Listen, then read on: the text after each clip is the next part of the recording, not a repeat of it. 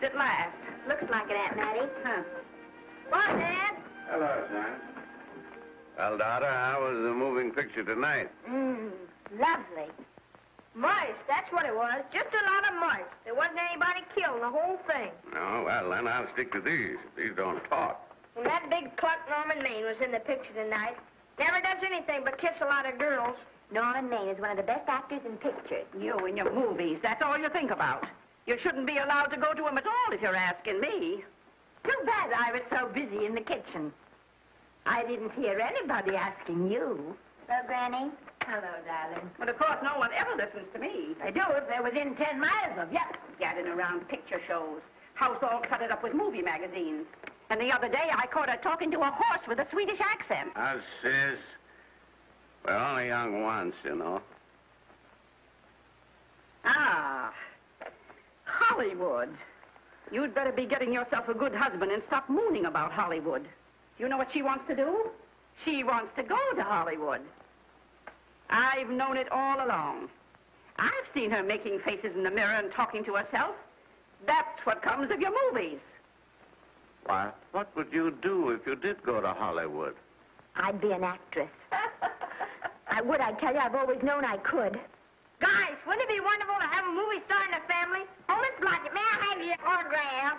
You may not know it, Alec, but you're practically on your way to bed. Oh, Miss Blodgett, you're my favorite actress. Won't you tell me the secret of your success? Oh, let me alone. I asked her what's come over you. I'll tell you what's come over her. She's just a silly little girl whose head has been turned by the movies. And the sooner she forgets the whole thing, the better off she'll be. Why will I be better off? What's wrong with wanting to get out and make something of myself? What do you do that's so much better? Just because you're satisfied to sit here all your life, you think you can laugh at me. Well, someday you won't laugh at me. I'm going out and have a real life. I'm going to be somebody. Now, if it was spring, I'd say give her a good dose of sulfur and molasses. I thought I'd find you.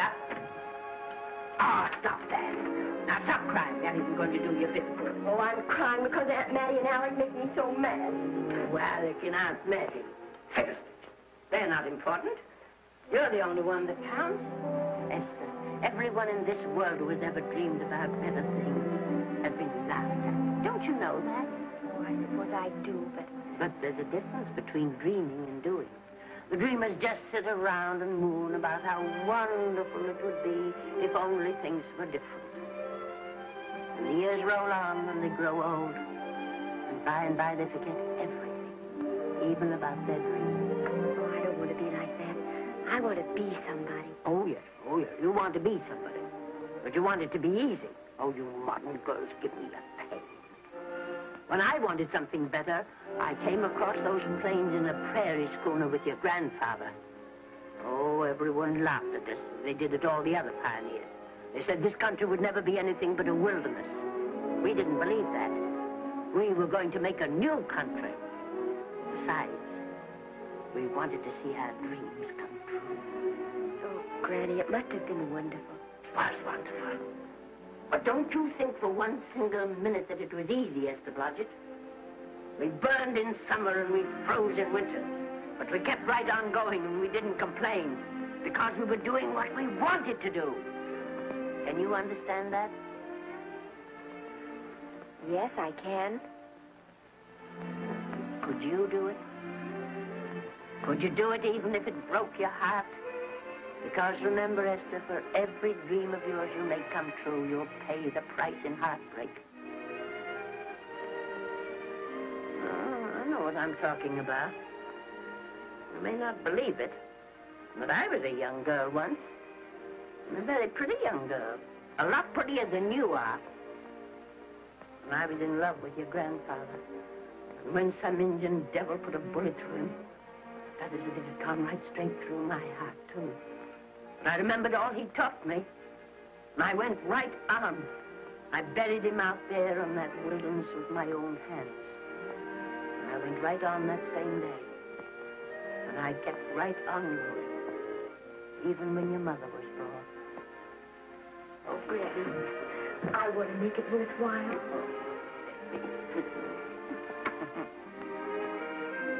You know, Esther, there'll always be a wilderness to conquer.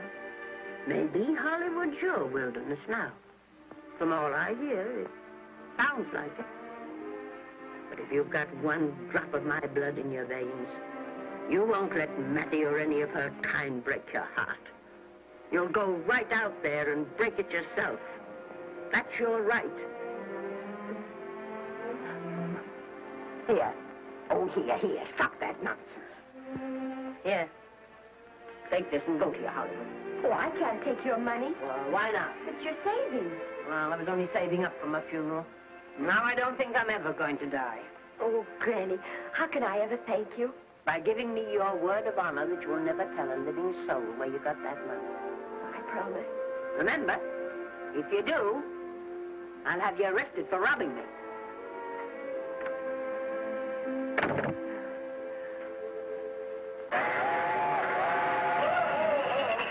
Here we are.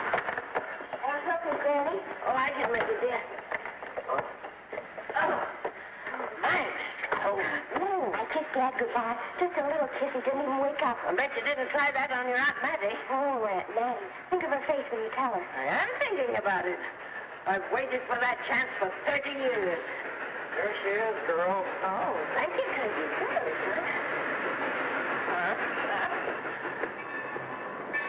Well, come on. Here's your prairie schooner.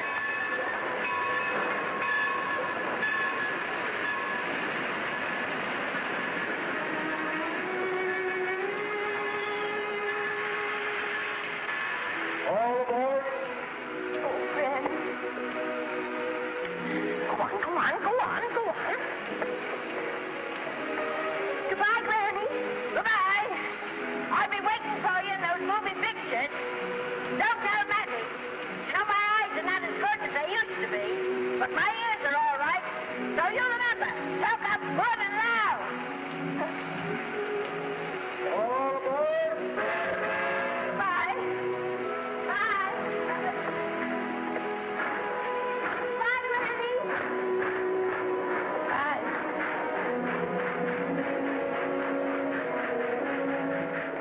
You want to go home now? I don't want to, but I will.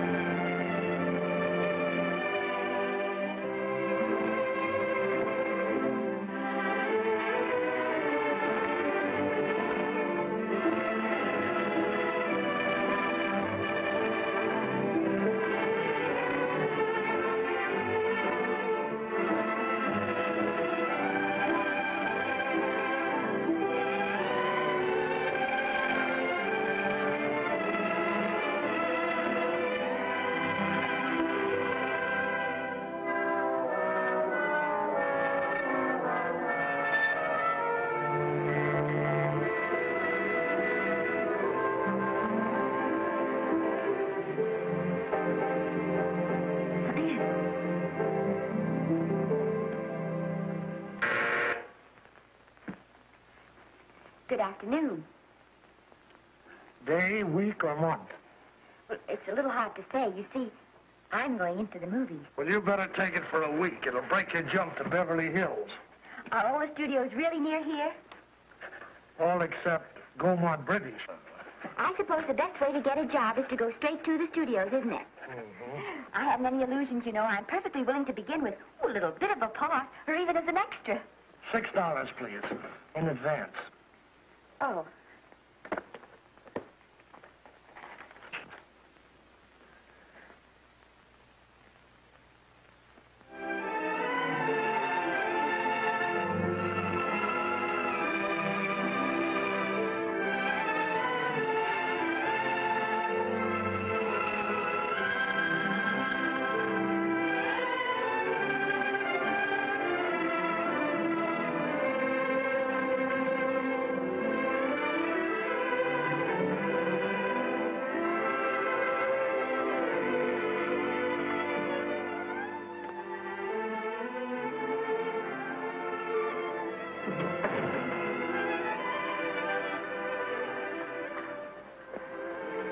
I beg your pardon. I'd like to register for extra work. How long have you been in Hollywood? Well, it's about a month now. We haven't put anyone on our books for over 2 years. Come here. I'd like to show you something.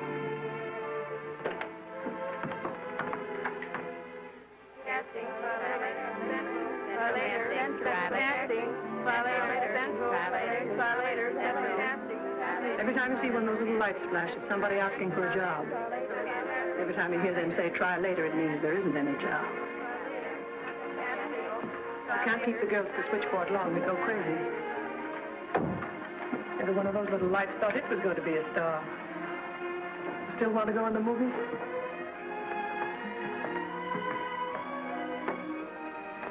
You know what your chances are? 1 in 100,000.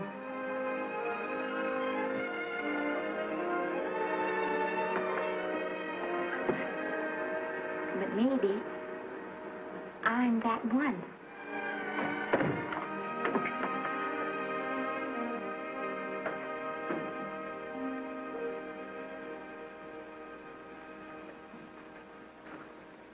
Any phone calls for me, Mr. Randall? Oh, no. Jesse Lasky and Sammy Goldwyn must be writing letters instead. How's the luck today? There wasn't any. Maybe you don't go at it in the right way. Now, take Danny McGuire here. He knows the ropes. Don't you, Danny? Sure, I've had him around my neck for years. Huh? What? Oh, Miss Blodgett. Danny McGuire, our new tenant. How do you do? Mr. McGuire is a big director. Oh, are you really?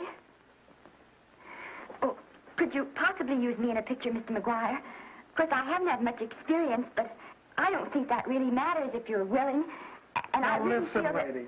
In the first place, I'm not a director. I'm an assistant director. In the second place, if I had any jobs to give away, I'd confer one on myself. And in the third place, you should have stayed back home in the first place.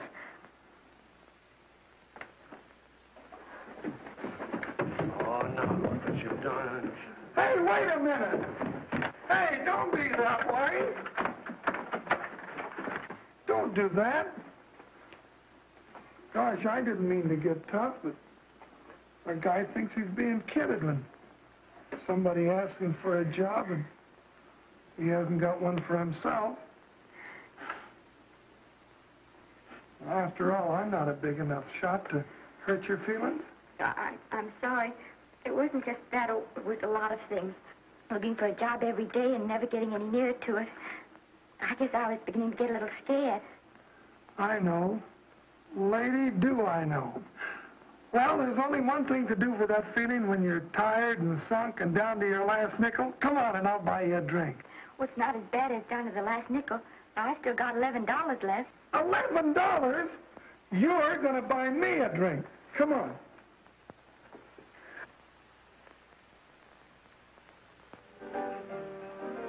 That's right, George. There's nothing like a little rum to take away that milk flavor.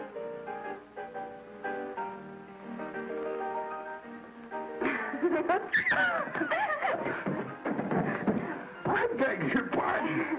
Certainly.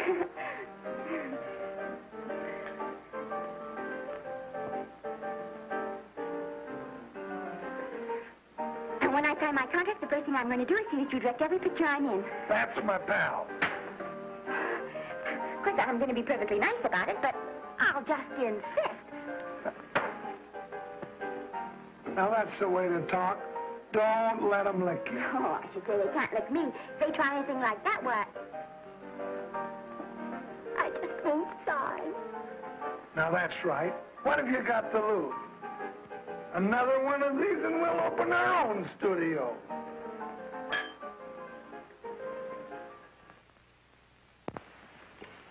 Bill rendered $24. Past due. Remit without further delay. Me.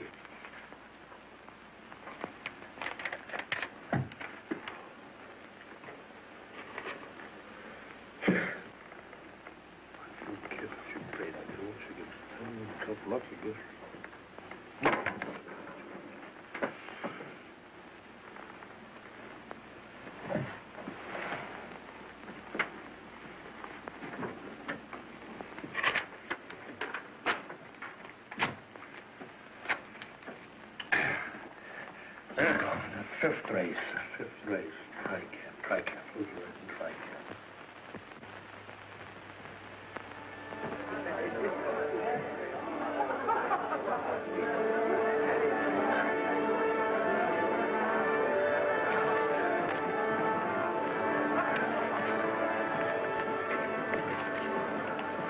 Hey, the program's going to be swell tonight. Now, you take this fella Beethoven. I'm a pushover for him. And Chopin, well, he's not so dusty either.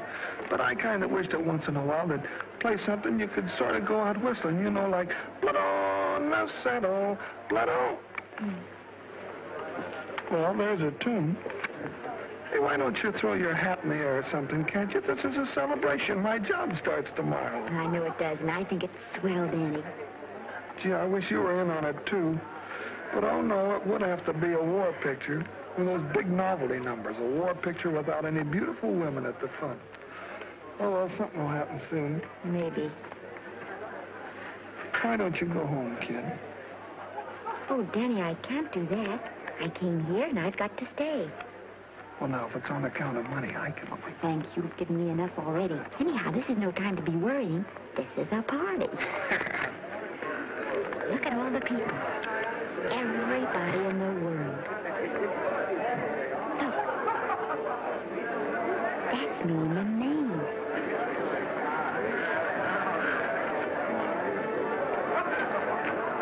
And he seems to have had that one extra cocktail.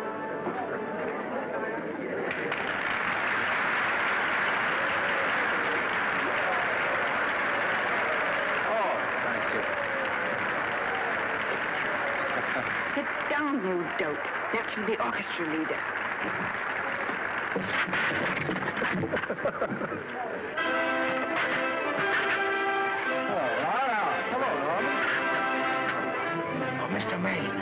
Mr. Maine, put your arm around Miss Regis. Adolphe, this is the Hollywood Bowl. Oh, afraid of crowds. Go on, get out of here. What's the matter? You getting too big to bother with photographers? Don't want any pictures taken now. Oh, is that so? Well, suppose I take it anyway. Well, shove that brownie number 2 of yours down your throat. Thank you, Mr. Maine. No, stop it!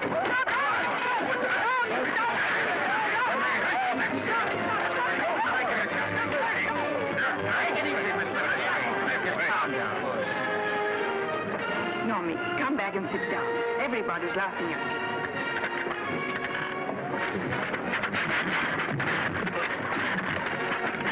All right. Hi, Norman. Is he always like that? Well, I suppose he has to sleep sometime. Oh, and he's so wonderful on the screen.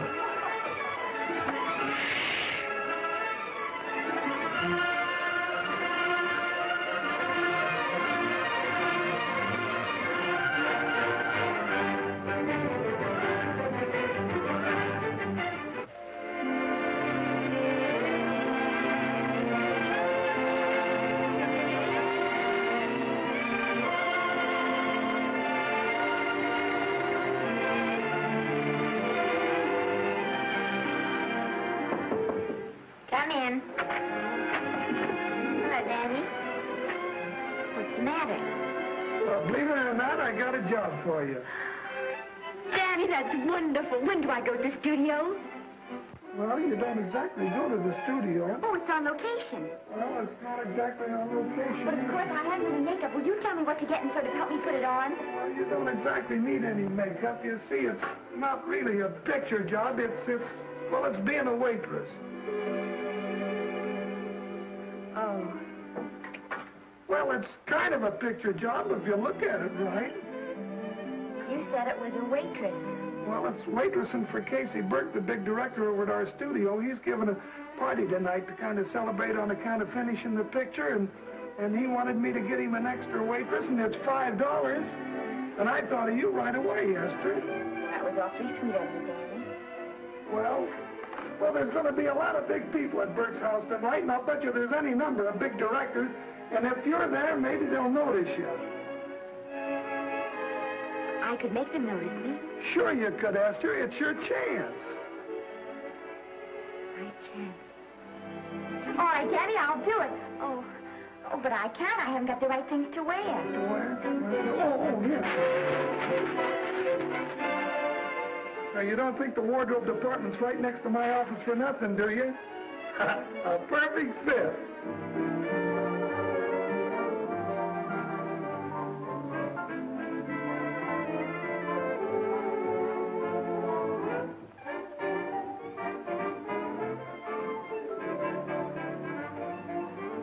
Did you get to the preview last night? I did.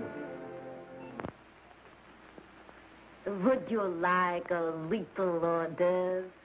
They are very nice. Oh, thanks. Well, what did you think of the picture? You should have saved it for Thanksgiving. What a turkey.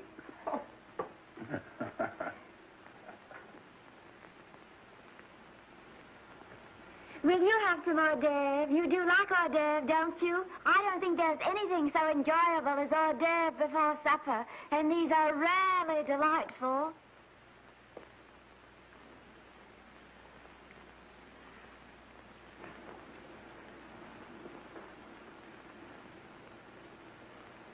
And at the finish, the kid turns around and sings the lullaby to its mother. Pardon the big boys, but would you like a little hors d'oeuvre? They say they're the best in town. Don't tell me. I know. Mae West. That's a great twist. But where are you going to find a 2-month-old baby that can sing? Hello, Oliver. Oh, hello, Casey. You want to fire me now or wait till you see the picture? I'm not a director anymore. I'm a male nurse. What's the matter with the picture? A guy by the name of Norman Maine. His work is beginning to interfere with his drinking. Oliver, don't tell me I'm to direct his next picture, too. Mm-hmm. You were my favorite producer. Now, wait a minute. You just go right on with your directing. I'll take care of these stars. I know how to handle them. I had a serious talk with Norman after that Hollywood Bowl occurrence, and you don't have to worry any more about his behavior. Excuse me, Mr. Niles. Mr. Libby of your publicity department is on the telephone. He says it's most important, sir. It's about Mr. Maine. Thank you. Oh, it's probably just some little thing. Of course, Oliver. I'll turn on the radio and see if they've called out the National Guard yet. Hello, Libby. What's the good word? Mr. Norman Maine, America's Prince Charming, was apprehended driving an ambulance down Wilshire Boulevard with a siren going full blast. He explained he was a tree surgeon on a maternity case. Well, will it be in the papers? No, it won't be in the papers. But that's a nice, expensive hobby of yours, keeping Mr. Maine's informal entertainments out of the public press. Oh, that's fine work, Libby. Try and see that no one gets to Norman.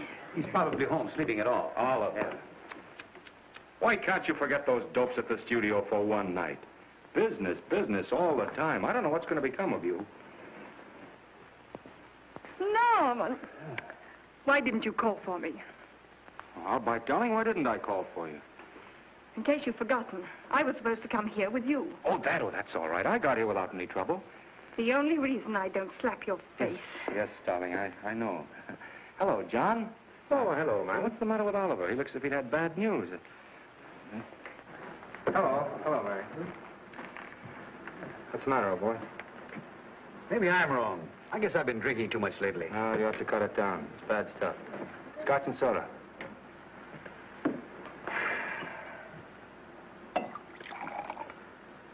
Come on. The word, you know, is pronounced when. Bad dialogue, Oliver. I'd rather not watch this. You know best. Soda. Thank you. Oh. Go ahead and say it. I've got it coming to you. Don't make it tougher on me, Norman. I don't want to stand here and preach, but take a look at my side of it. I'm trying to make pictures with you. I know. Costs are going up, and the grosses are going down. No, it isn't that. I've made lots of money with you, and I can afford to take a loss. But I hate to see you going the way of so many others. Why don't you get Lloyd's to insure you against me? You can't get insurance against a man forgetting who he is. You're a great star, Norman, but there's nobody so big that he can afford to have people refuse to work with him. Who doesn't want to work with me? You... Quiet. Listen, I know plenty of people who do. Yes, and so do I. But your real friends can't stand seeing you start to fall apart. What do you mean by that? The first signs are always the same. Not being able to remember your lines. Cameraman struggling to cover your hangovers. And all because you have to have a good time. Every day and every night. Listen, I've warned you for a long time, Okay, Norman. Oliver, you're a swell guy. You won't lose any money on me. I'll promise you that. I'll be ready for the curtains when the time comes. When it does, here's my epitaph. And now I think I'll, have a little drink. Scotch and soda.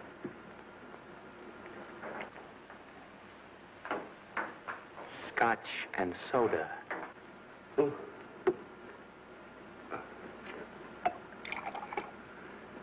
on. And a little soda?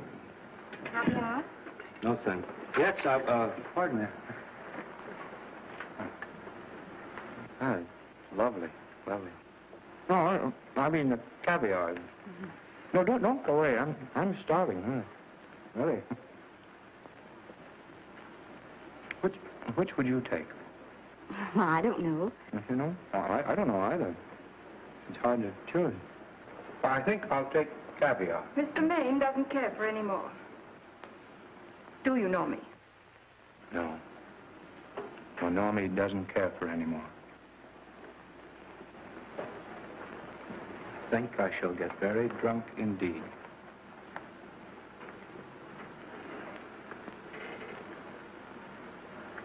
Scotch and soda. Sorry, I have something.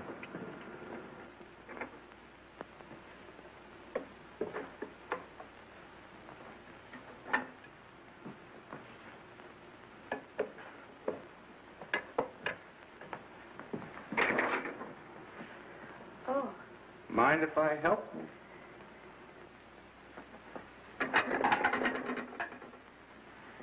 Won't they miss you? Oh, no. They'll just look under the table, and when they see I'm not there, they'll forget the whole matter. Hey, what's your name? Esther Blodgett. My name's Maine. I know. You do? Ah. What's so funny? I was just thinking about all your fans and how surprised they'd be to see you here helping me put plates away. Oh, they don't know my finer side. They'd be pretty envious of me, meeting you this way in person. Oh, you do. Well, tell me, are you disappointed? Yes. Oh, now you've done it. Oh, never mind that. That makes the room look lived in. Tell me, why are you disappointed? I was sitting behind you at the Hollywood Bowl the night you didn't want to be photographed. Yeah. I'm told I crept into many a heart that night. Oh, I can never explain this. You know, you have very pretty hair. You better get out of here. And a sensitive mouth. And a charming little Precisely why are you here instead of with the rest of the guests? I'm just trying to be helpful. I see. Are you sure there's no other attraction? Well, it might be that my old mania for putting plates away is coming back on me. It's rather odd. I always know where I can find you if there's a pretty girl around. It's not only odd, it's embarrassing. You're being deliberately insulting, Norman. I put up with this for long enough. Dear, don't lose your temper. Remember, we must try to keep the voice low. I know you'll excuse us if we go on with our work.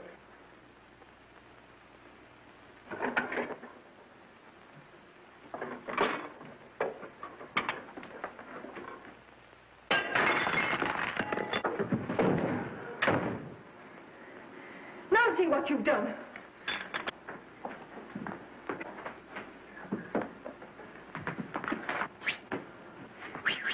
Come here. Help me up. Are you hurt? No more than usual. Come on, the wolves are on us. We gotta get out of here. Oh, I can't. The dishes aren't finished. Oh, yes, they are.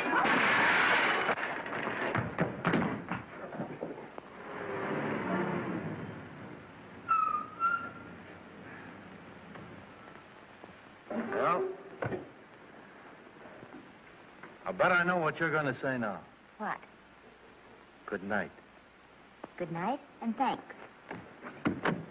Hey, wait a minute. Hey, you realize that all I found out about you is that you're foolish enough to want to go into pictures? But why is it foolish? Look at you. Yeah, that's what I mean. No, I'd rather like to go into this matter a little more thoroughly. Oh, that's awfully nice of you. So why don't we go on up to my place and talk it over? Oh, no. Thank you very much, but I really must say good night. Good night. But you're not angry. No. I'm hungry. Well, why don't you go and get something to eat? Good night, Miss Blodgett.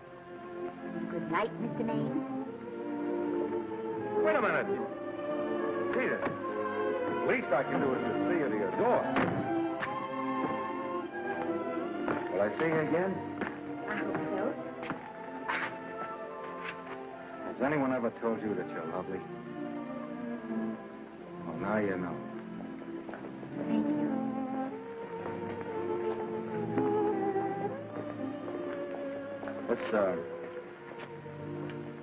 It's hard to say, but I want to say it anyway. You know, I'm a screen. In private life, well, you know.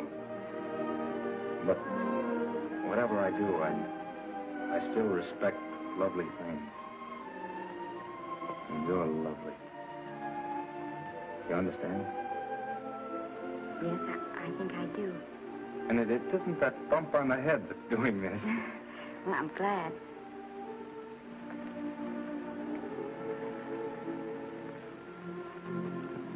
Good night. Good night.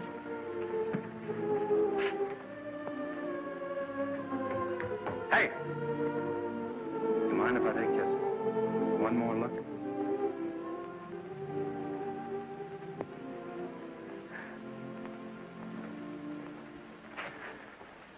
Go away. Quite impossible. I wouldn't even consider it. No.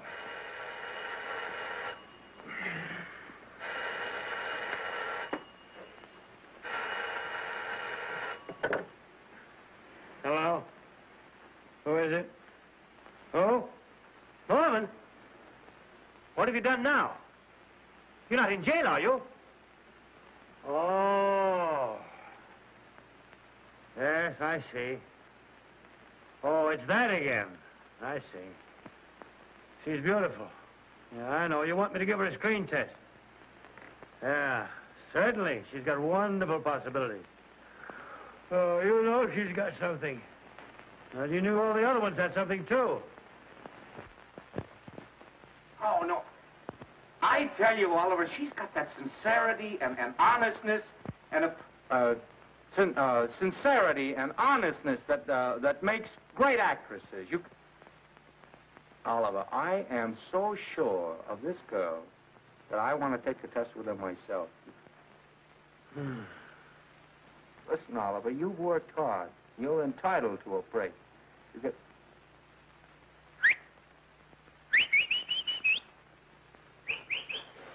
Yes, I heard you. Anything. Yes. Yes. Yeah. Oliver, look. You try to get a little sleep now, old man. All right. All right, boy. Good night. Now, tell us.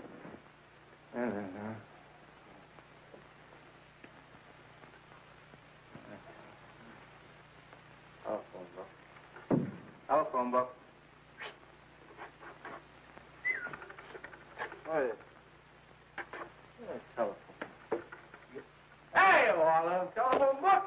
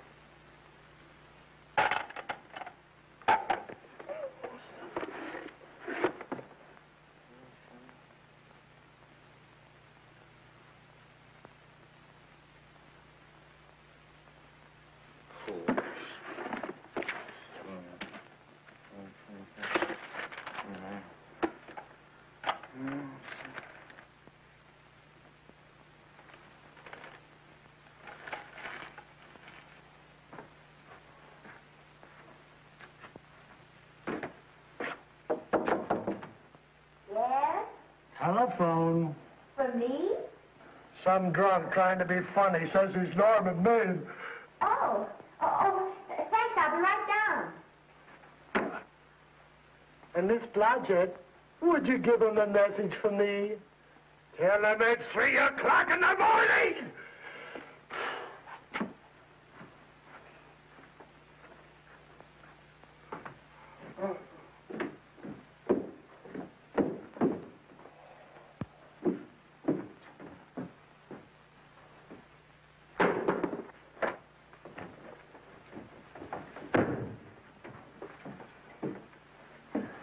Hello?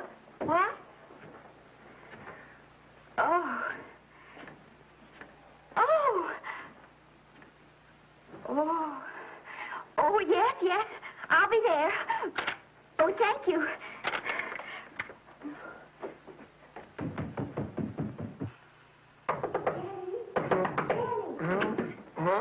Daddy, what do you think? I'm going to take a test tomorrow, and Norman Main's helping me do it. I'm taking one, too. Garble's assisting me.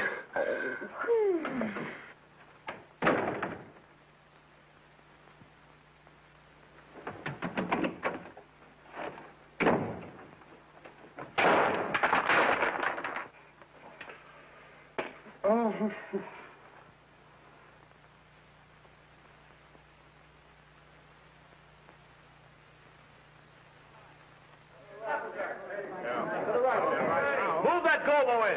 Would it still come that broad? No, the Yankee.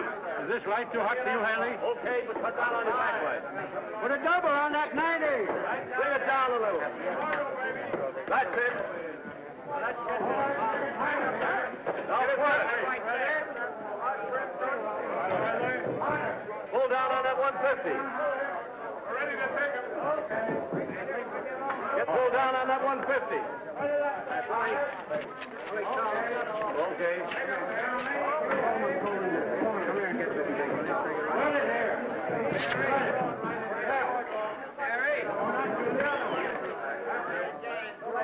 Bring me an apple box. Listen, gentlemen, please, if you don't mind.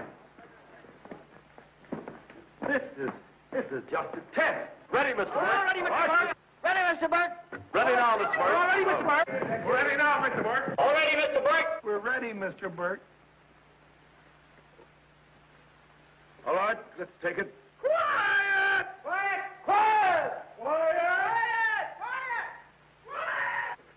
Ready, Norman? Yeah. You ready, Miss, what's your name? You'll soon know your name, Esther. The whole world's going to know it. But I'm so scared. Maybe I better not try it today. Oh, come on. Now, don't be foolish. They all had to go through this. Harlow, Lombard, Myrna Loy, and now Esther Blodgett. All right. I'm ready. This is a take. Roll 'em. Quiet. Hey!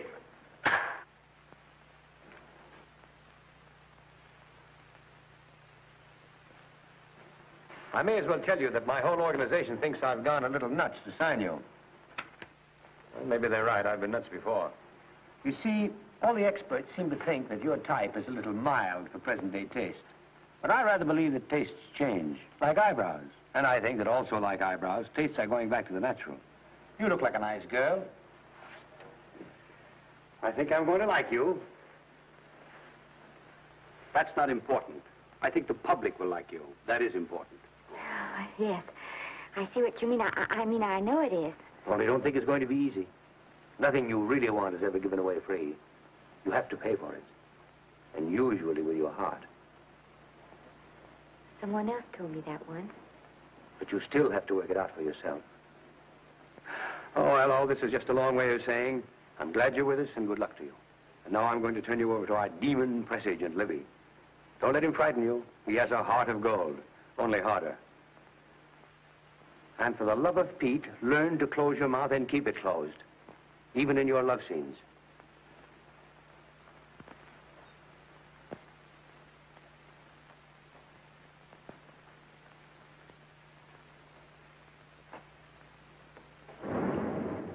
Are you a Russian? No, I was born in Fillmore, North Dakota. Oh, no. First saw light of day in a mountain cabin, a trapper's hut, high up in the Rockies. Go on. Well, I always wanted to be an actress. Dreamed of footlights as Lonely Kitty. Are you sure there's no Russian in your family? Positive. That's a shame. Well, what does your father do? He's a farmer. Social registerite father. Fed up with hypocrisies of 400, sought wilderness for consolation. There amidst the mountain flowers, he raised another blossom. His lovely little daughter. What's your name? Esther Victoria Blodgett.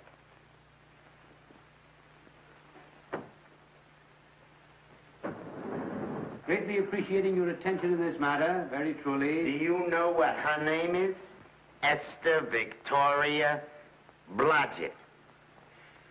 Hey, we'll have to do something about that right away. Esther Victoria Blodgett. Well, that Blodgett's definitely out. Let's see, Esther Victoria, Vicky. How about Vicky? Oh, I think that's terribly cute. Let's see, Vicky. Vicky what? Vicky, pronounced Vicky. See, Esther, Besta, Sesta, Desta, Festa. Oh, that's very pretty. Jester, Hester, Desta, Lester. Vicky Lester. Oh, I like that. Say it. Vicky Lester. Say it again. Vicky Lester. Say it again. Vicky Lester. Say it. Vicky Lester. Say Vicky Lester. Vicky Lester. Vicky Lester. Vicky Lester. Vicky Lester. Flash. Oliver Nile Studio discovers new starlet, a Cinderella of the Rockies. Her name is Vicky Lester. Those who have peeked tell me she couldn't be more divoon. The face of an angel and such natural talents. Her voice is a symphony. Her very walk, they tell me, is enough to drive men mad. Not that way. Get the lead out of your feet. Lift them up.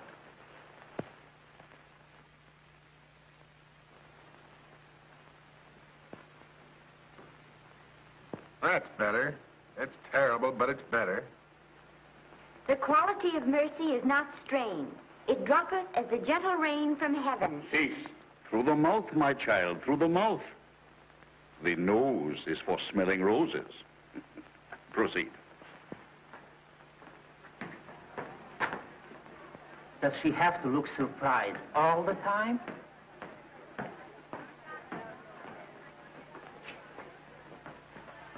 Anyway, it's just a rough sketch. Pretty small mouth, eh? Oh, well. Give her that Crawford smear.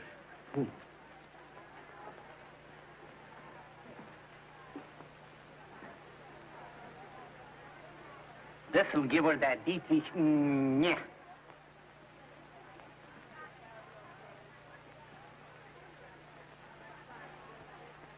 We're on the wrong track.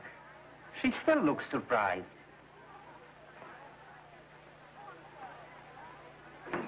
Listen, drunk people, we're shooting on the set this morning, not in the commissary. Now, come on, snap into it. Acme Trucking Company? No. Mr. Smith is not in.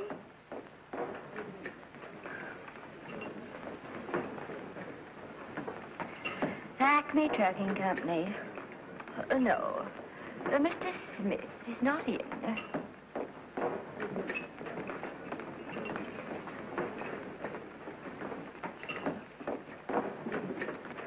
Good morning. What can I bring you, Mr. Maine? That just shows how long you've been here. Mabel, bless you. How soon are you and I going to be married, huh? I don't know. You'll have to ask my mother.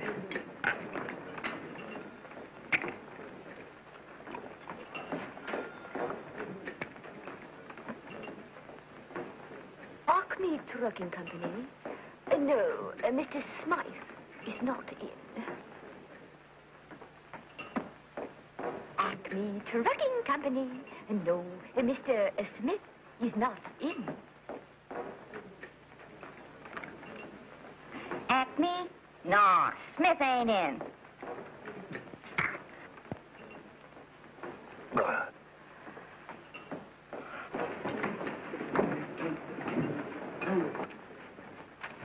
Acme Trucking Company? I'd like to speak to Mr. Smith, please. Mr. Smith is not... Oh, Norman. What's all this between you and Smith? I've got a part. It's only one line, but it's in the picture. It's ambition that made you break that date with me last night. Well, I had to be here so early this morning, and So did I. I had to stay up all night to make it. you've started your picture, haven't you? No, we're still in the testing stage. You can't seem to get the right girl for the lead.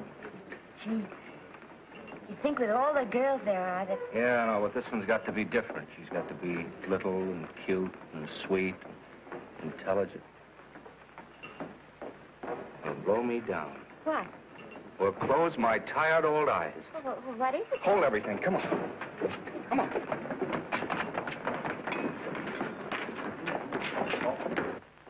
Well, you've been through the whole casting directory. I work day and night, Mr. Niles. And I'll work with her, Oliver. And I can be mean or nasty or anything you want, Mr. Niles. If she clicks, Oliver, you've got a star overnight. Okay.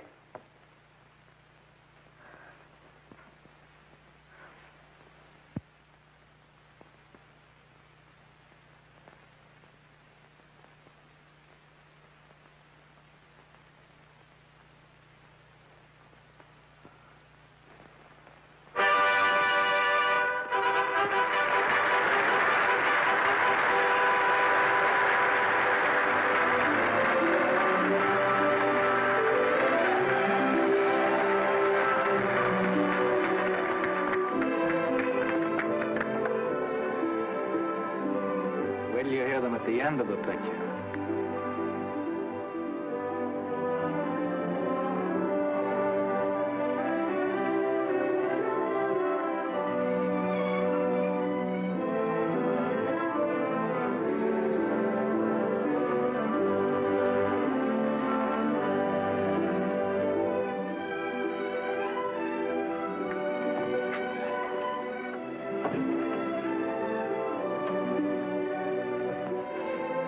Do you think we were noticed? By no one. They're much too busy playing at croquet. I've loved you all my life. But we only met 2 days ago. That's when my life began.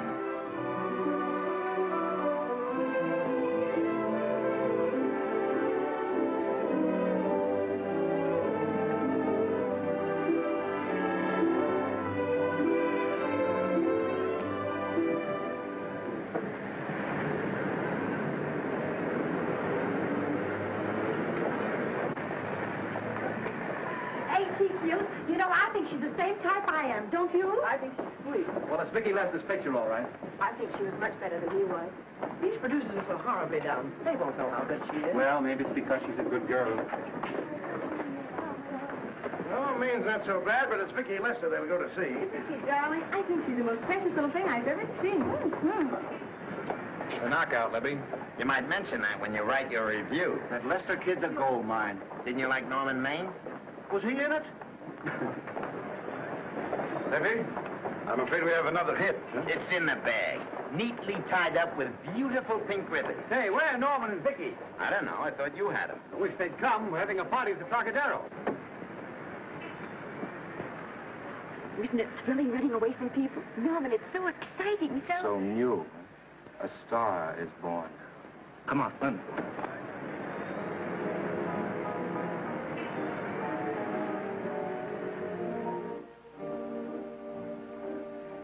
It's wonderful, isn't it? A crazy quilt. Oh. It's a carpet spread for you. All yours from now on, you know. Come, Esther. You're a success. You'll have everything in the world you want. I hope it'll make you happy. Hasn't it you? Then there was one thing I never had. Lots of times I told myself I'd found it, but I always knew I was lying. Still, I never stopped looking for it. Maybe it'll come. Well, I think it has come, Esther. I only wish it went too late. Oh, but it's not too late.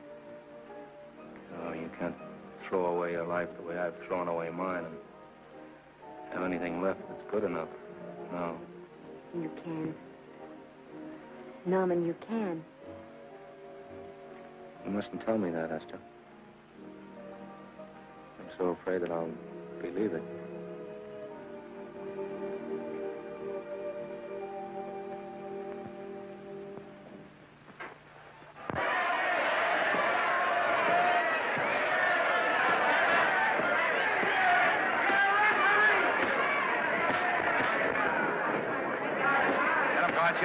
Shoot your right. Swell, isn't it? Lovely. What spot you get? Can't you hear me, Gotcha? Shoot your right!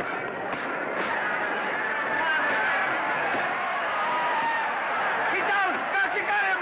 Gotcha got him! He did, didn't he? Yeah, but he'll be up, though. You like it? Sure I did. You like me? Sure I did.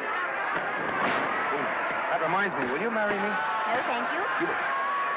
Come on, Gotcha, finish him. Why won't you marry me? Wasn't that dependable? Hey, shoot your right! Throw away your money? Break him up in there, break him up. Drink so much. Well, suppose I quit drinking.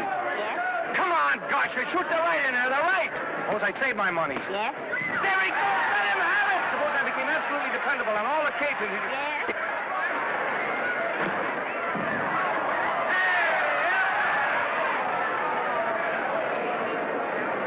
Hey, Gotcha, he got him!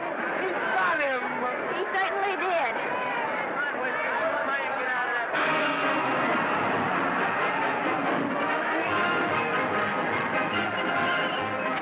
Gee, that's a beautiful place. Norman, What there?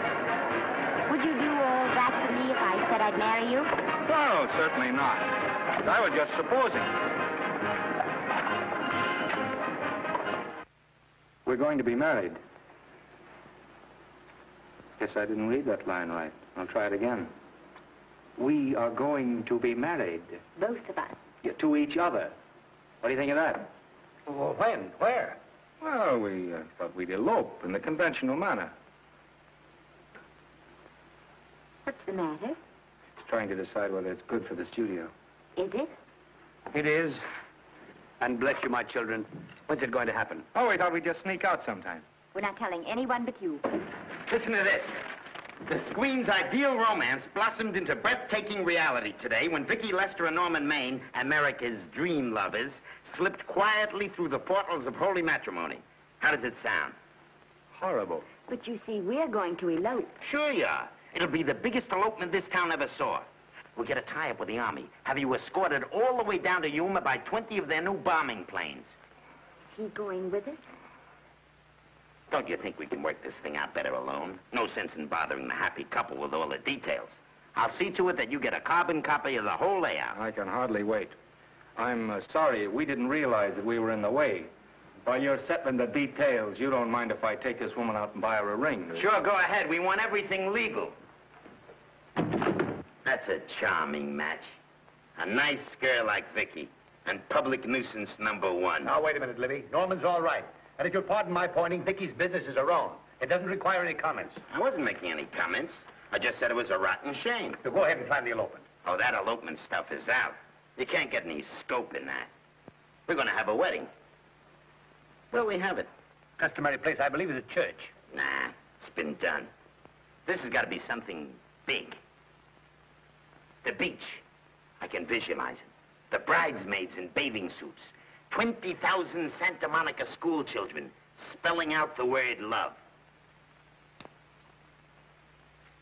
It's a novelty, but is it big enough?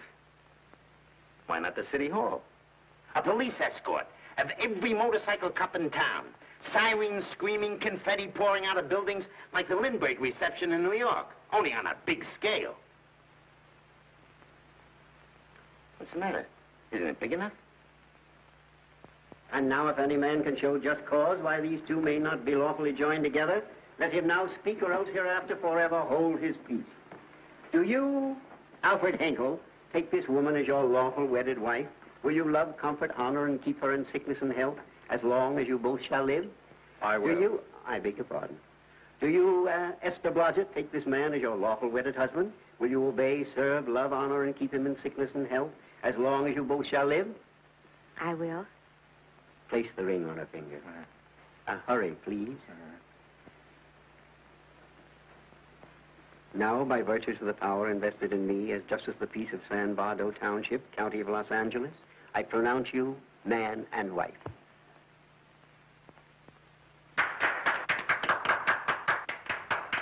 Quiet! And now I must exercise my prerogative of office. I hope you'll be very happy, Mrs. Henkel. Thank you. Thank you, sir. Oh, Thank Danny. you very much. Now, if you'll please sign the license. Oh, yeah. You know, Mrs. Henkel, I can't help but believe I've seen you somewhere before. Oh, really? Well, I believe this is the first time I've ever been in San Bardo. You know, your face is familiar, too, Really? Mr. Henkel. There you are, sir. Thank you very much. Oh, Here's your thank you, receipt. sir. Thank you. Goodbye. Goodbye. See you again. Yes, goodbye. No, I don't. Let me now see. No. Yeah, I think you got by with it. But it was close. That JP was just beginning to remember where he'd seen it. Well, anyway, we got away from Libby. Hello, Toots. If you will be kind enough to glance between my shoulder blades, Mr. and Mrs. Henkel, you will find there a knife buried to the hilt. On the handle are your initials. Lovely to have seen you, Libby. Hold Hey, it, wait. hold it, Danny.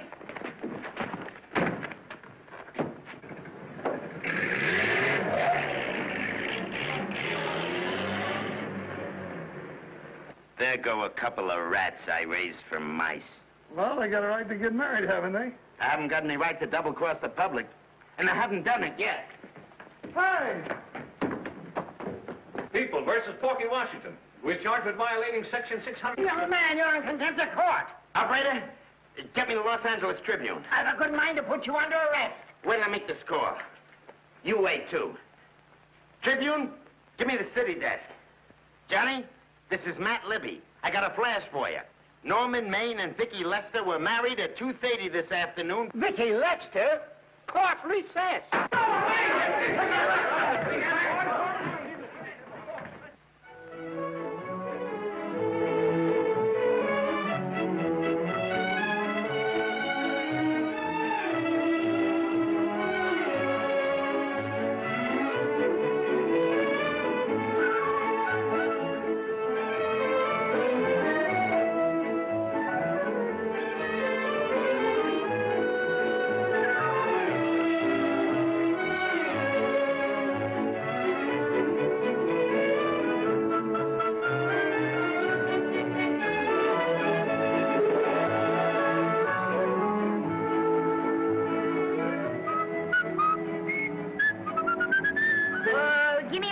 horse, a great big horse, a great big buckaroo, and let me wahoo, wahoo, wahoo!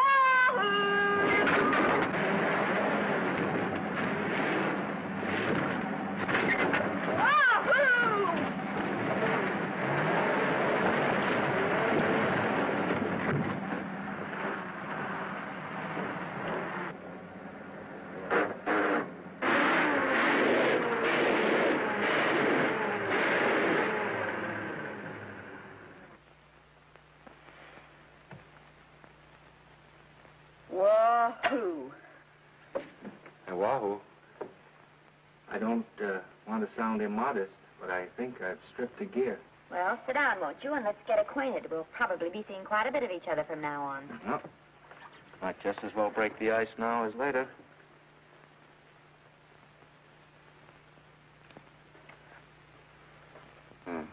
Now we're old friends.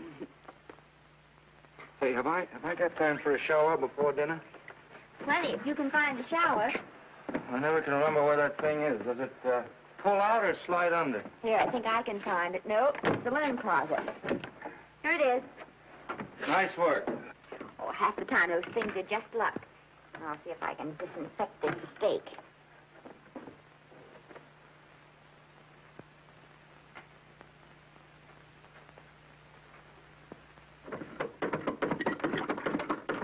Yeah, Esther, there's no soap. Here. Thank you. Oh, and that's, Yes, dear? I'll need a washcloth, please. Oh. How you fix the cigarettes? You know I never smoke underwater. Well, what do I do to make this thing work? Pull that gadget at the top and pray for rain. Well, I can't reach it. I can't get my hands up. If you've gone in there with your arms down, you'll never get your bath. Unless you're a contortionist. Yeah, well, I'm not a contortionist, and don't throw that up to me now. You knew it when you married me. Will you close this door, please?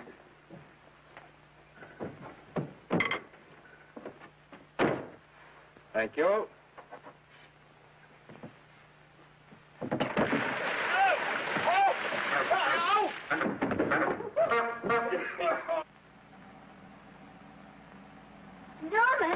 Norman, here comes the car. You got it? Huh? Here, quick. Quick what? Quick, go out and stop them and ask for help. Oh, I'll catch cold. Oh, you'll get warm again. Yeah, don't, dear. They'll recognize me. Now, if you keep your face down, go on. There may not be another car for a week. Well, Howdy, partner. Howdy. Stuck?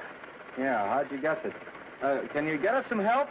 Well, I reckon not. You know, it's a long way to town. We're pretty busy down at the place. Well, I got to get out of here. I've got my wife with me. Doesn't she like the country? No, and then we're short of food. There's a lot of game in them woods.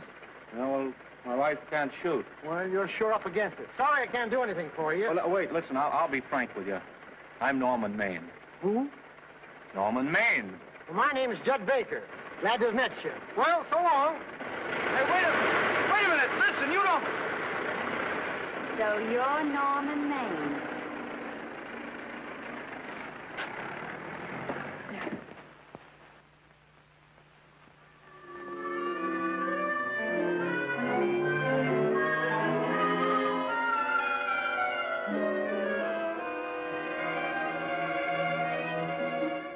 I got my prestige to look out for.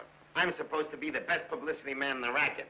And they laughed themselves sick when I even tried to get a decent mention of Maine. Yes, I know how sensitive you are, Libby, and I don't like to see your feelings hurt. Thanks, boss. Now, Vicky, there's a dish for free space. But if Maine swam across the Pacific, the papers would keep it a secret. Well, the exhibitors don't like him, the critics don't like him, the public don't like him, and I don't like him. Who likes him?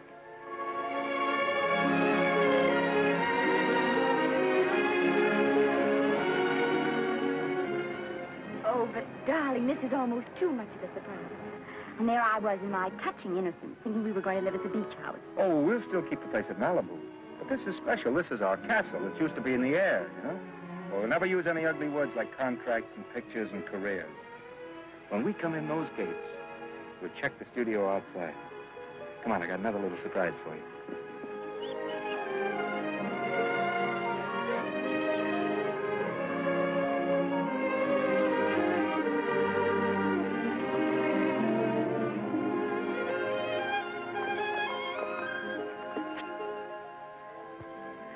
Oh, Norman, it's lovely. So are you lovely. The whole world's lovely. Hey, hold it!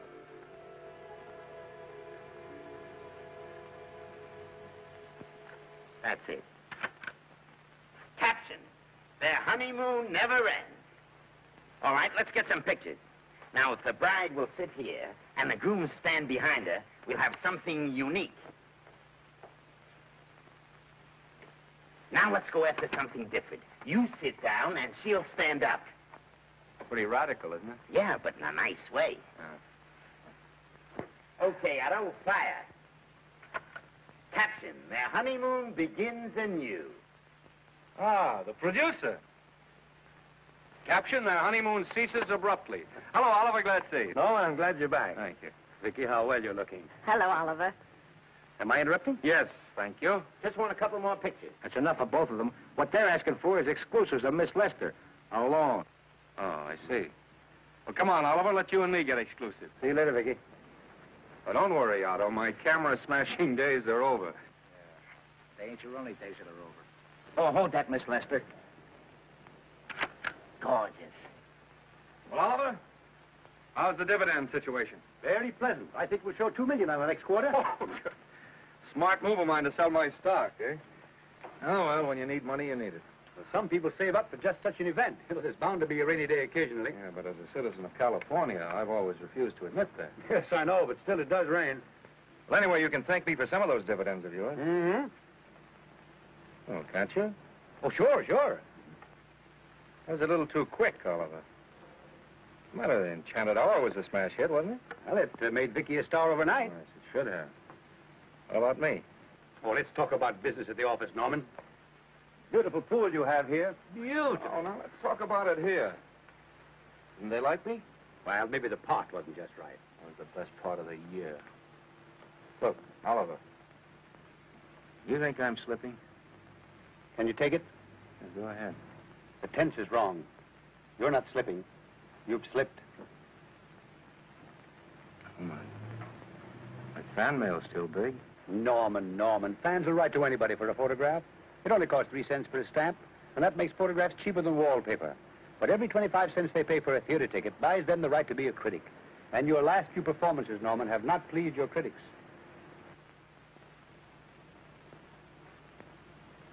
You remember I told you I'd be ready for the curtains when the time came? Here it is. Let's call off the contract, no hard feelings. We're not quitting, either of us. There's no explaining these things. We've all seen how the public turns. Maybe we can turn them back. I've got a swell script lined up for you. About Esther. You think that I'm going to get in her way? Well, as a matter of fact, as it happens, there's no part in this story for her. I'd more or less planned to star her in a picture of her own, with that young Pemberton opposite her. He's coming along nicely. Good for young Pemberton. All right, Oliver. We'll make a try at it. Let's hope it's not too late.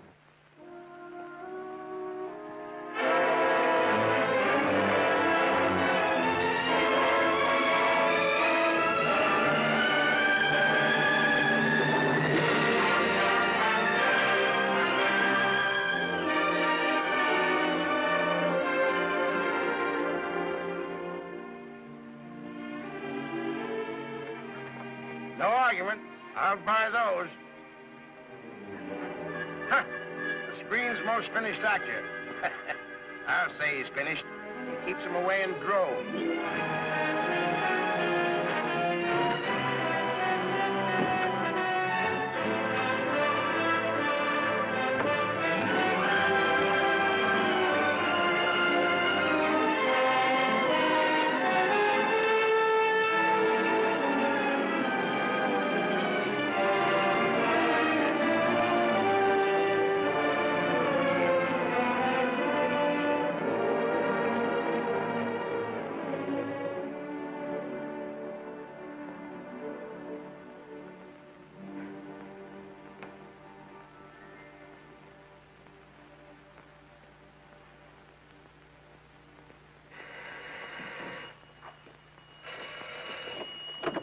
Hello?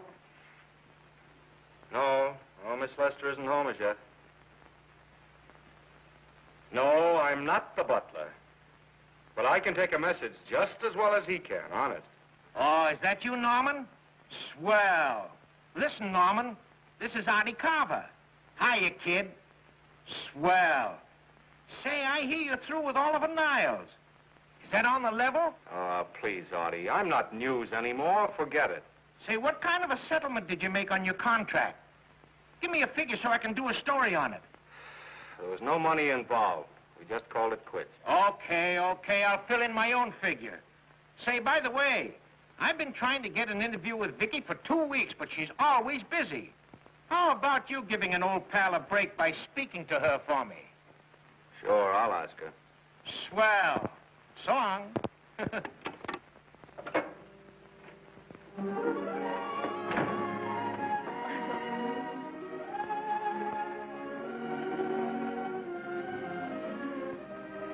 I didn't mean to be late, darling, but Casey wanted... All right. You're here now. What's new today? Nothing. Haven't been out of the house. Let's go somewhere tonight. No.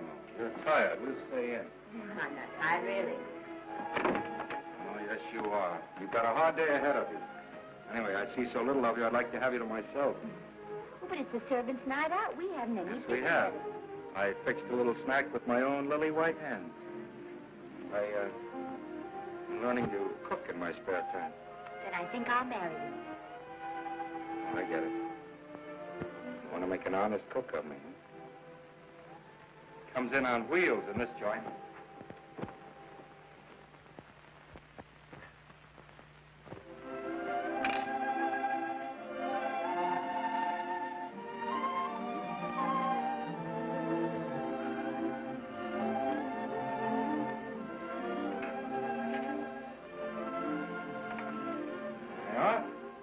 How's it look? Wonderful. Huh? That's what I thought. Now then, don't be formal, just pitch in. Yeah?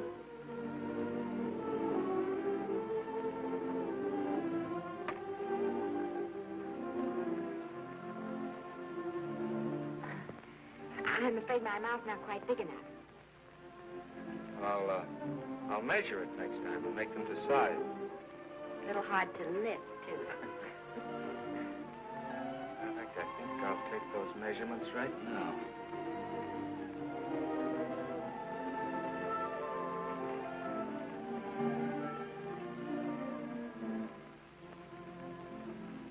That's what I wait for. All day.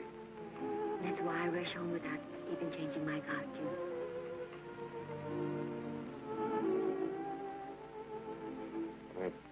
We're forgetting that we're hungry. Would you like a sandwich? Thank you. I still have a little work on this one.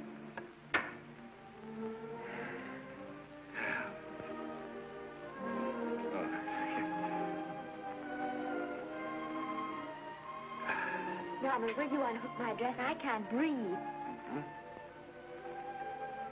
You know, all the time I thought it was the kiss that made you breathless. A lot of hooks, huh? Why don't you have a zipper? That's a good idea. You better? Yes.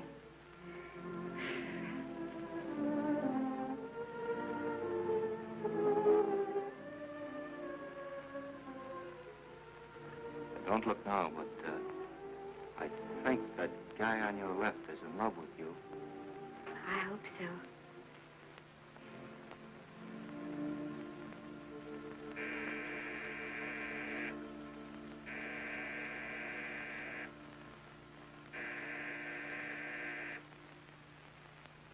Doorbell. Is it? Maybe they'll go away. Oh, I never do at a time like this. Come here. Just a minute, dear. I'll be right back.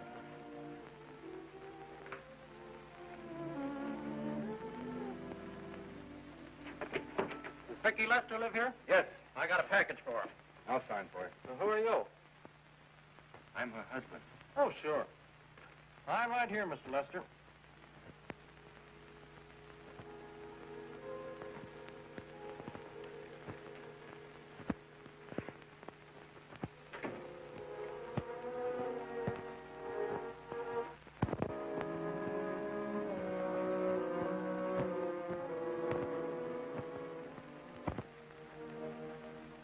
package for you.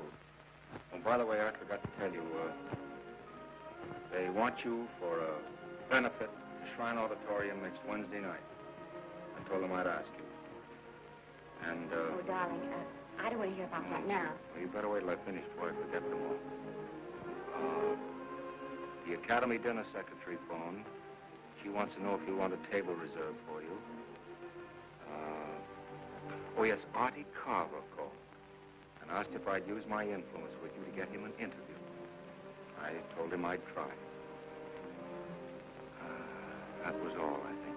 Oh, Norman, let's don't talk about those things now. We're forgetting the wonderful food you prepared. Oh, I'm not very hungry now. I think I'll fix me a little drink. But, Norman.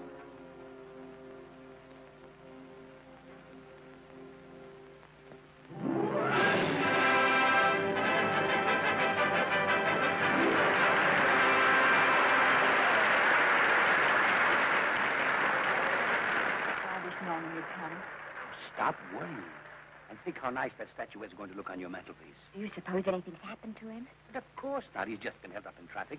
You think about that statuette. And now we arrive at the climax of the annual dinner of the Academy of Motion Picture Arts and Science, the highest award within our power to bestow.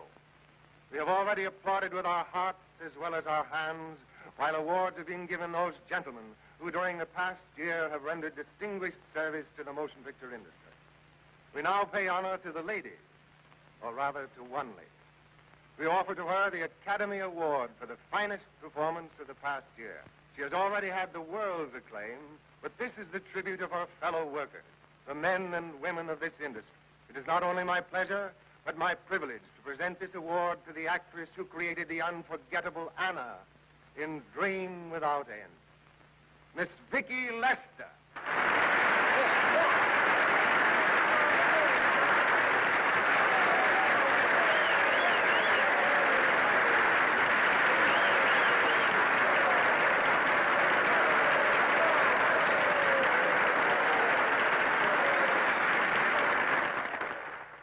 What more can we say, Miss Lester?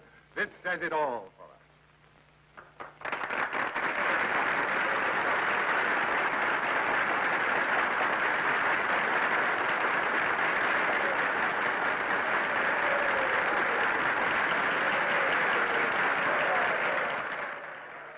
Ladies and gentlemen, when something like this happens to you, and you try to tell how you feel about it, you find that out of all the words in the world, there are only two that really mean anything. Thank you. All I can do is to say them to you from my heart. All I can do is to keep on saying them. Hey, that's fine. All the thing. That's a very pretty speech, my dear. Very pretty. You said the right thing. I want to be the very first one to congratulate you on that valuable little piece of bric-a-brac. Now I want to make a speech. Gentlemen of the Academy and fellow suckers, I got one of those once for a best performance. They don't mean a thing. People get them every year. What I want's a special award, something nobody else can get. I want a statue for the worst performance of the year. In fact, I want 3 statues for the 3 worst performances of the year, because I've earned them. And every single one of you that saw those last masterpieces of mine knows that I've earned them. Libby, start the music. What I'm here to find out is, do I get them or do I get them? Now answer yes or no.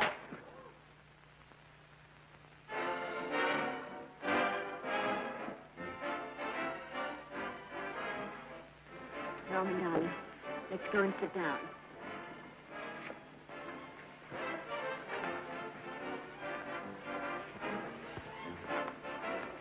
Come on, Owen, sit to that. That's for you, Norman. Hello, Norman.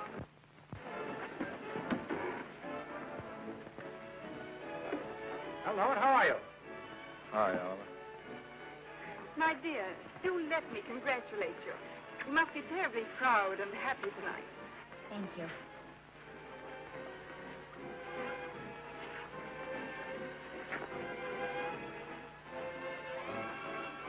give me a drink.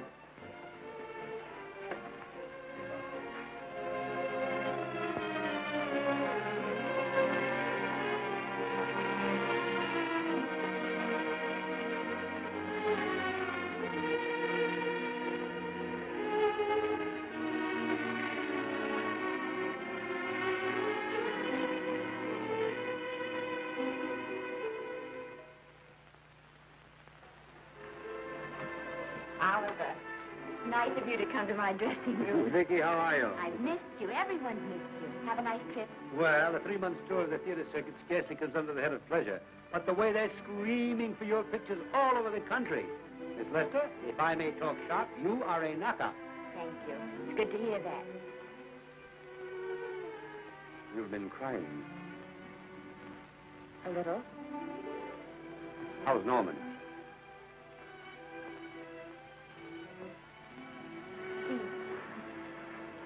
Well, he's trying awfully hard, Oliver. Letting Norman leave this studio was the hardest thing I ever did. There was nothing else I could do. I know. Has he been... Is he all right? He's gone to a sanitarium. He really wants to stop drinking. And I think he could only... Well, perhaps if he could start working again, there would be some encouragement. Oh, Oliver, could you do that? Oh, thank you. But he mustn't ever know I told you. He won't know, and you mustn't worry. I want you to keep up your good work in this picture. I'll try, Oliver. That's the one thing I can do for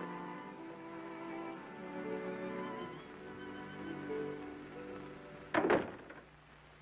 If you'll just sit here, Mr. Niles, I'll have Mr. Maine brought down. Thank you.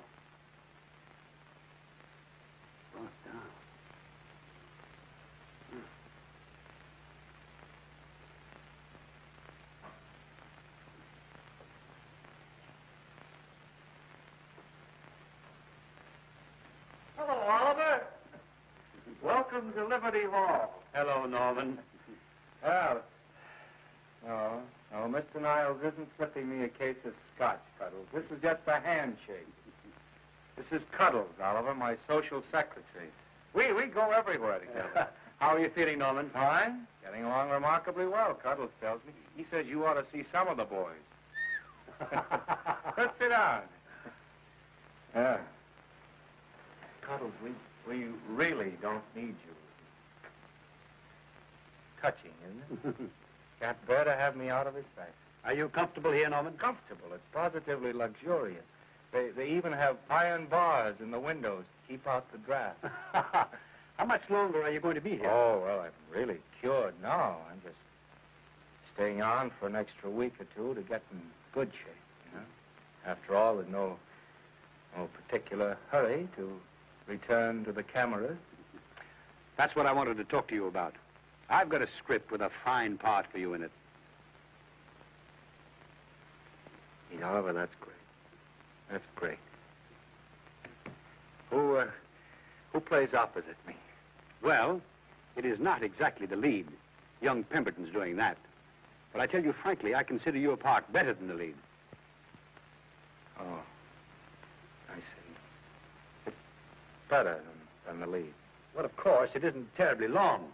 But it's one of those parts that makes an impression on you. They'll be thinking about you all through the picture. Mm-hmm. Well, the thing is, Oliver, I'm pretty well set at another studio. I'm not at liberty at the moment to tell you which one. You know yourself how those things are. Of course. But it's a big picture. It's one of the biggest of the year. Mm-hmm. And the part. Every actor in Hollywood would give his teeth to play. Well, that's fine, Norman. Naturally, that will tie you up for a while. But we won't get to this picture for some time. And perhaps, if you want to consider it for later on, well, I'll tell you, Oliver, you'd better not count on it. See, I've got several pictures lined up after this one, and they're talking to me about England. You know, they're doing some very interesting things over there, you know? Mm-hmm. Hey. What is it, Cuddles? Speak right out. We all love you. For dinner. Oh, here we dine at 5:30 here. Makes the nights longer. Well, goodbye, Norman. I'm glad to see you getting along so well. I'll be out in no time. I'll have to introduce myself all over to a lot of people. They won't know me when I'm not drinking. Goodbye. Goodbye, Norman. Thanks for dropping in. Well, Cuddles? Alone at last, eh?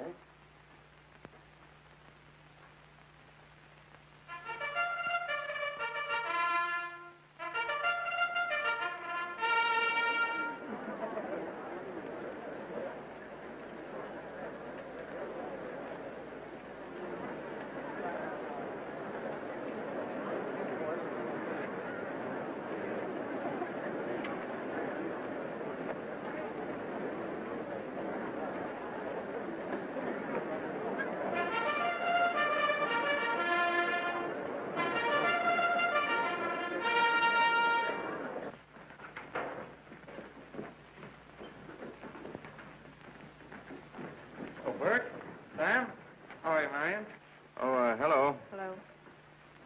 Hello, Normie. Glad to see you. How I hate to run into these has-beens. They give me the creeps. Me too. He was good while he had it. And he had it quite a while. Hello? Hello, Mr. Maine. I haven't seen you in a long time. Oh, I've been resting. Ginger ale, please. Ginger ale and what? Ginger ale and ginger ale. A new leaf? A whole new book. Thank you. Scotch straight. Hello, Libby. Why, it's Mr. America of yesteryear. Do they let you wander about now without a keeper? Oh, sure. I'm a trustee now. Didn't expect to find you at Santa Anita. What do they do with the actors while you're away?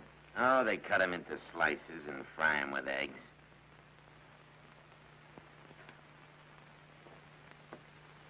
I suppose you'll be here all the time, now that you've retired from the hurly-burly of the silver screen. Well, we're living down in Malibu now and pretty lonesome with Esther away working all day. Well, I wouldn't squawk about that if I were you. It's nice to have somebody in the family making a living. Oh, wait a minute, Louis. I don't want to forget that we're friends. Friends, my eye. Say, listen, I got you out of jams because I had to. It was my job, not because I was your friend.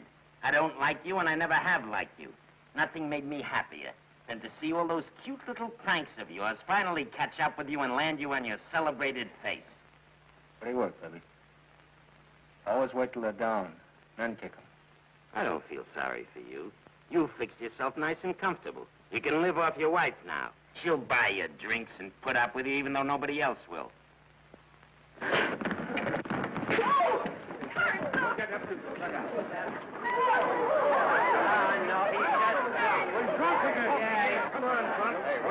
a minute. Come on outside for you, wife. I'm Norman Maine. Oh, that's not my fault. Oh, don't bother to toss him out.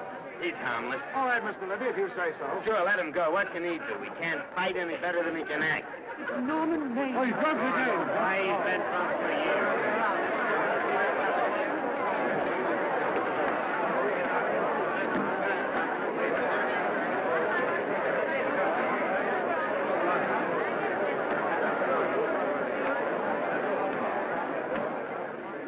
Give me a scotch.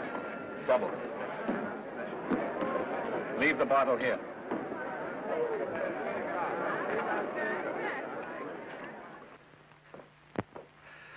Vicky, you'll be ill. Why don't you try to get a little sleep? But he's been gone 4 days. 4 days and not a word.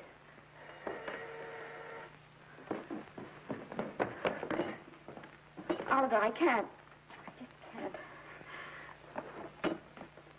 Hello? No, this is Oliver Niles speaking. What? Where? Thank you. What is it? Nothing. Oliver, tell me. He's in the night court. He's been arrested on a drunk charge. Now, he's all right. He isn't hurt. I'm going right on and get him out. I'm going with you. Vicky, it isn't any place for you, and if it gets in the papers... What do I care about the papers? I'm going with you.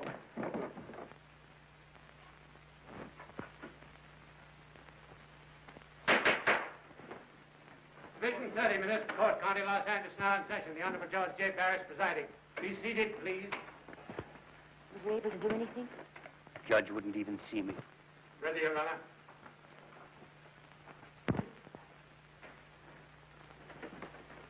I want to advise you that you're entitled to be represented by counsel, to be confronted by the witnesses that may testify against you, to compel witnesses to attend on your behalf to a public and speedy trial by the court or by a jury, and the right to be admitted to bail. Call the first five. Gregory, Hale, Haynes, Rodriguez, Johnson. Come on, boys, get over here. Go ahead. Move along. William Gregory. Rain drunk, picked up at 5th in town. Asleep in the gutter. 14 similar offenses in the past 6 months. Still at it, Gregory. How do you plead? I don't feel so bad. I didn't ask you how you feel. I asked you how you plead. Guilty, I guess. When did you get out the last time? Just before Christmas. Well, I'm sorry you'll have to miss New Year's. You'll be out in time for Washington's birthday in 60 days. Milton Rails. Plain drunk, picked up on Brooklyn Avenue, given treatment at receiving hospital, then removed to jail. How old are you, Rails? 17, sir. Did you take a good look at those men in the cell with you last night? Yes, sir. And have you taken a good look at yourself this morning? Oh, no, sir. Well, I suggest that you do. $5 or 2 days. Sentence suspended. Oh, Judge. Alfred Henkel, more commonly known as Norman Maine. Drunk and disorderly. Cracked car into tree at Sunset and Coronado. Evidently been drinking for days. Resisted arrest and injured one of the arresting officers. How do you plead? Guilty. You're Norman Maine, the actor, aren't you? You've come pretty low, haven't you? There isn't a man here who's had the advantages you've had. Look what you've done with them. You're nothing but an irresponsible drunk, driving about the streets with the power to inflict death or injury on innocent people. I think we'd better deny you that power for a while. 90 days in the city jail. Please wait.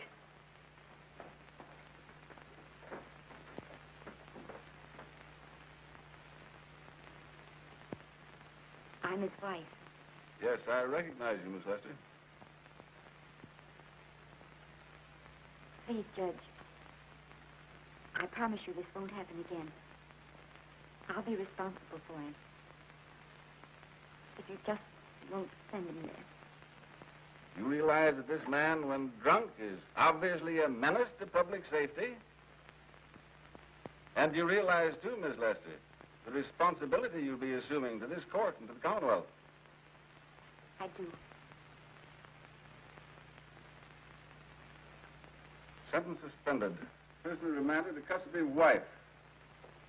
Thank you. You can get in at the jail entrance, madam. Jose Rodriguez. Plain drunk, picked up at 1st and Main. Second offense. How do you plead? I think I'm guilty, Your Honor. 60 days.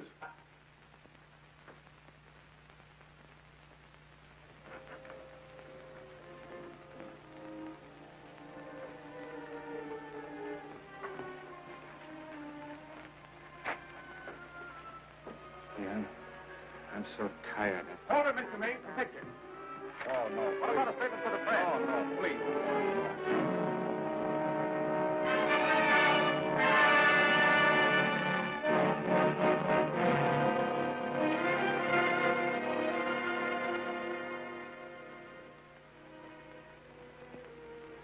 He's asleep. He's been asleep all day. It's the best thing for him. Awful to see this happen to someone you love. And know in your heart that it can't get any better. I only know that all I can do now is stay with him and try to help him. So will I. And between us, we'll take care of him. You're very fond of him, aren't you, Alan? I'm very fond of both. Then I know you'll understand what I have to tell you. And after what happened last night, I think you already know what it is. I can't do any more pictures. I'm going away for good with Norman. You can't do that, Vicky. You're at the very peak of your success. And you've worked so hard to achieve it. That's what's been ruining me. And I've thought it all out. Maybe if I hadn't been away from him so much, last night and what went before, it wouldn't have happened. And I know it's too late to think about that now, but it may not be too late to go away with him and start over somewhere. It's your life you're giving up, Vicky. So I can try to give Norman back his. Can you honestly tell me I'm wrong to do it? No, Vicky. I can't honestly tell you that. Then there'll be no more Vicky Lester.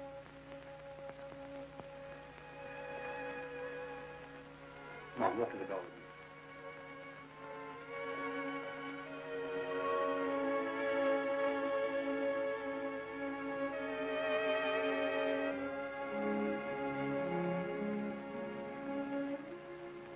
Goodbye, Vicky Lester. You were a grand girl. Good luck, Mrs. Norman Maine.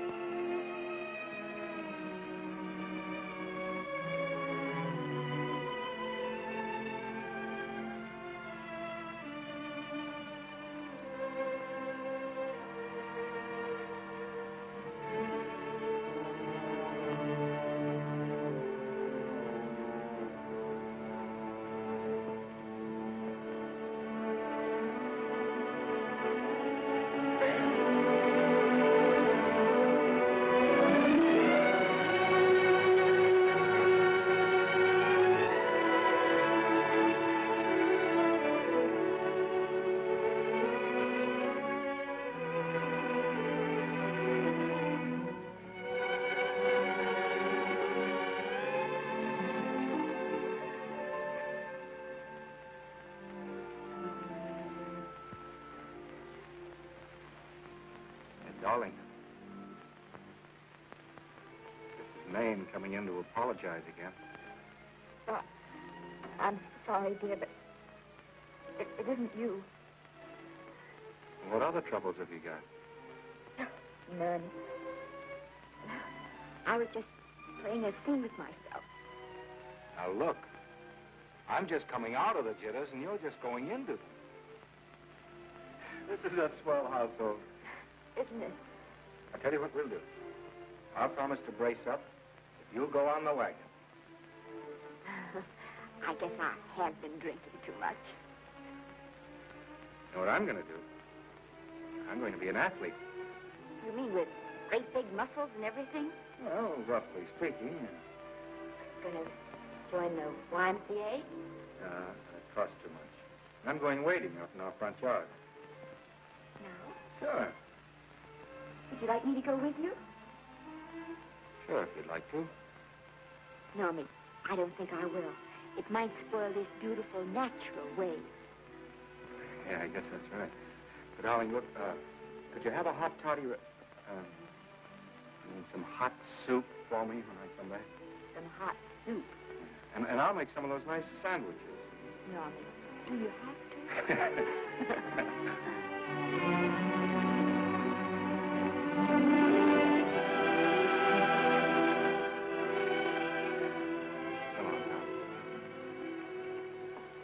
I don't stay in too long.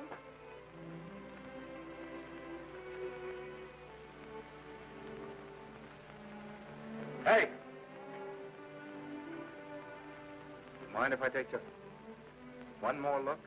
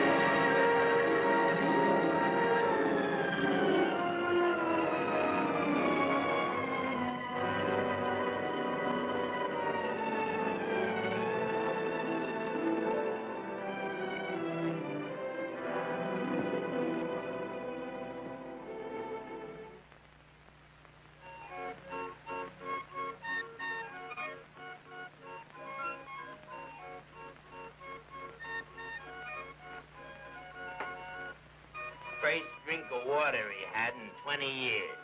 And then he had to get it by accident. Pardon. How do you wire congratulations to the Pacific Ocean?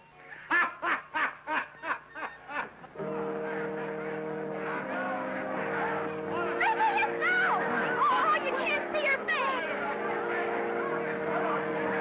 Hello, Vicky.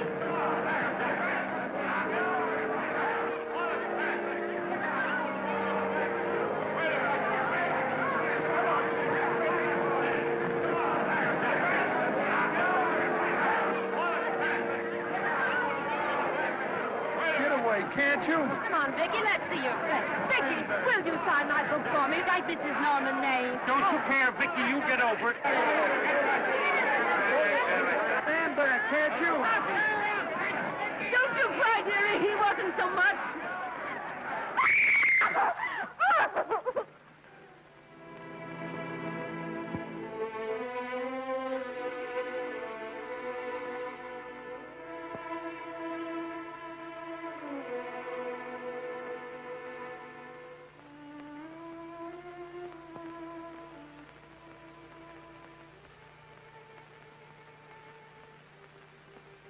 Do you mind if I take just one more look?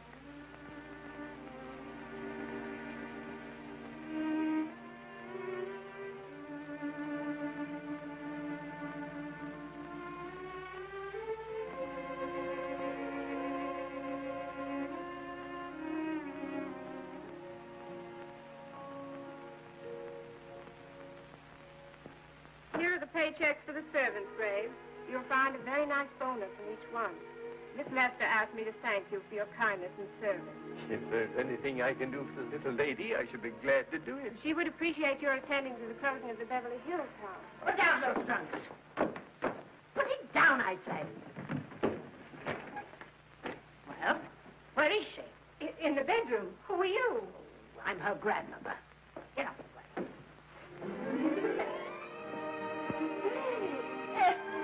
Granny, darling. Oh, I'm so glad to see you. What made you come? Oh, I know when I'm needed. Now get out of here. Go on. Get out of here, all of you. I want to talk to my granddaughter alone. I came just as quickly as I could. But I'm going home. I sent you a wire yesterday.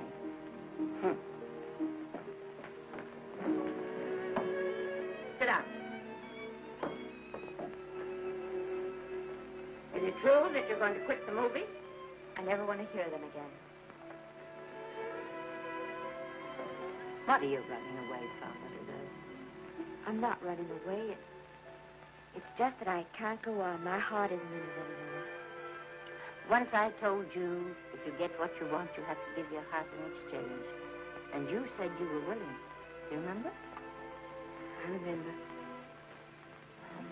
It seems to me that you got more than you bargained for. More fame, more success, even more personal happiness. Maybe more unhappiness. But you did make a bargain. And now you're whining over it. I don't think I'd feel so very proud of myself if I were you, Esther. I'm not, Granny. My mind's made up. Oh, then I'm sorry I gave you the money to come out here. You just wasted. Oh, but Granny, I was proud of you, Esther. I was proud to be the grandmother of Vicky Lester. It gave me something to live for. Now, I have it ended. I know. Oh, I want to be strong, but I can't go on. You must. Tragedy is a test of courage. If you can meet it bravely, it will leave you bigger than it found you. If not, then you'll have to live all your life as a coward. Because no matter where you may run, you can never run away from yourself. I never knew Norman Maine. He wrote me a very sweet letter when you were married. He said you told him how much I meant to you. And I know just how much you must have meant to him. You know, Esther, I can't believe that wherever he is, he can be very happy, knowing that his death broke the spirit of the little girl he praised me so highly for raising. And I can't believe that he can be very proud, knowing that all his great love did for you was to make you a quitter. The car is ready, Miss Lester. We'll have to go now to make the train.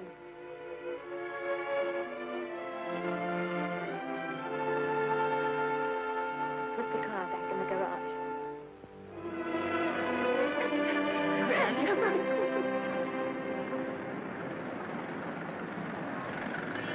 The entire picture industry has come to the Chinese Theater for this opening tonight. It has come to pay tribute to a great star on her long-awaited return to the screen in what has been called her greatest performance. It has come to pay tribute to the girl herself. The girl who has won the heart of Hollywood.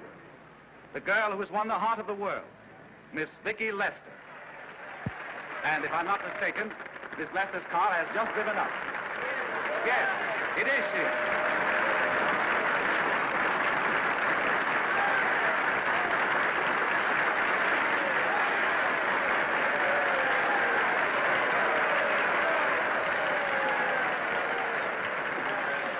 This doesn't scare you too much. I scare very slowly, young man. 6 mile, folks, please.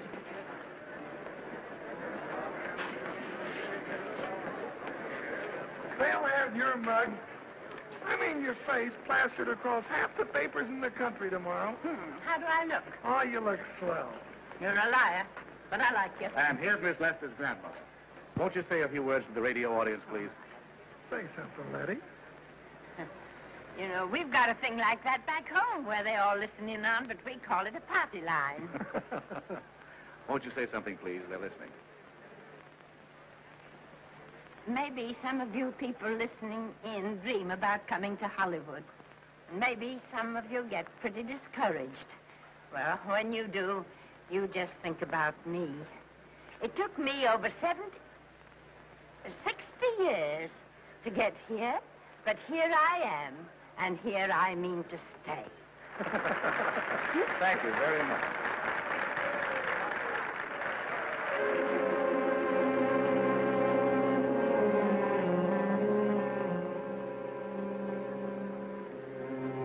Miss Lester.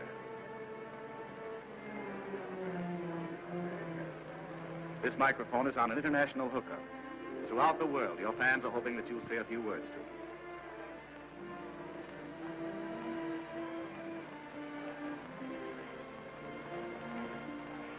Hello, everybody. This is Mrs. Norman Maine.